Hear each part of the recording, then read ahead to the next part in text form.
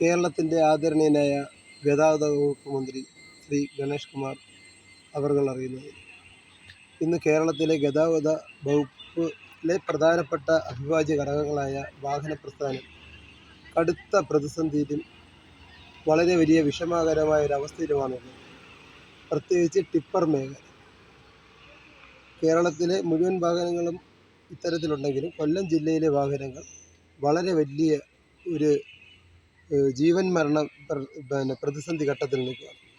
ദയവായി അങ്ങ് ഈ പ്രശ്നം ഗൗരവമായി കാണണം. 20% ടാക്സ് അടയ്ക്കുന്ന ടിപ്പർ വാഹനങ്ങൾക്ക് ഇന്ന് റോഡിൽ കൂടെ വണ്ടി കൊണ്ട് നടക്കാൻ വയ്യാത്ത അവസ്ഥയാണ്. തമിഴ്നാട്ടിൽ നിന്നും പെർമിറ്റ് ലോഡ് വരുമ്പോൾ കേരളത്തിൽ അമിതമായ ഓവർലോഡുകൾ ആണ് ഓടുന്നത്. കഴിഞ്ഞ ജൂലൈ മുതൽ ഈ ഫെബ്രുവരി വരെ ഏകദേശം അല്ല, കൃത്യമായി പറഞ്ഞാൽ 10,36,230 രൂപയോളം ഓവർലോഡ് ഫൈൻ 4,200 വാഹനങ്ങളിൽ നിന്ന് ഈടാക്കിയപ്പോൾ 717 ഡ്രൈവർമാരുടെ ലൈസൻസാണ് സസ്പെൻഡ് ചെയ്യുകയുണ്ടായി. ബാക്കിയെല്ലാം ഒരു ഏകീകൃതമല്ലാതെ പലരും പലതരത്തിലുള്ള രീതിയിലാണ് വാഹനങ്ങൾ ഓടാൻ നിർബന്ധിതരാകുന്നത്. ഒന്നുകിൽ ഓവർലോഡ് പൂർണ്ണമായിട്ടും ഒഴിവാക്കണം, അതല്ലെങ്കിൽ എല്ലാവർക്കും ലോഡ് കയറ്റാനുള്ള ഭരണഘടനാപരമായ സ്വാതന്ത്ര്യം ലഭിക്കണം.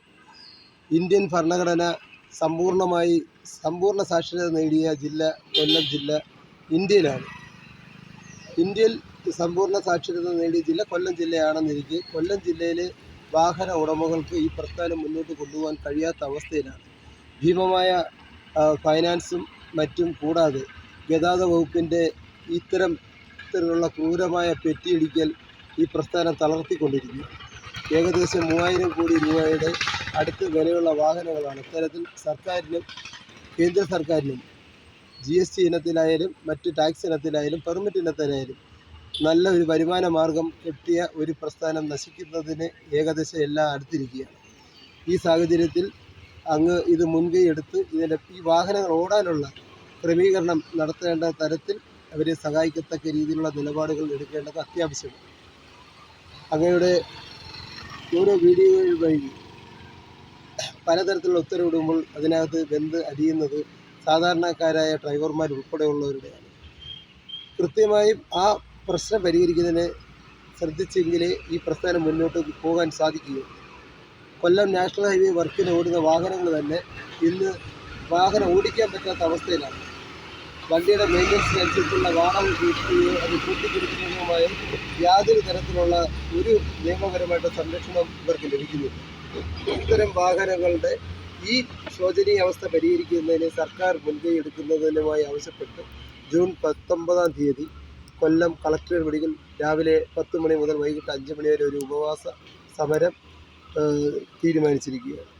ഈ ഉപവാസ സമരത്തിനോടുള്ള ആവശ്യകതയും അത് പരിഹരിക്കുന്നതിനും അങ്ങ് മുൻകൈ എടുക്കുമെന്ന് പ്രതീക്ഷിക്കുന്നു.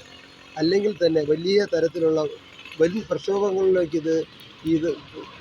പ്രക്ഷോഭത്തിലേക്ക് ഇത്തരം വാഹന പ്രസ്ഥാനത്തിലെ ഉടമകളും ഡ്രൈവർമാരും നീങ്ങേണ്ടതായി. ദയവായി അങ്ങത് സശ്രദ്ധം അതിൻ്റെ ഗൗരവപരമായി ഒരു അന്വേഷണം നടത്തുന്നതിന് താല്പര്യപ്പെടണമെന്ന് വിനീതമായി അഭ്യർത്ഥിക്കുന്നു.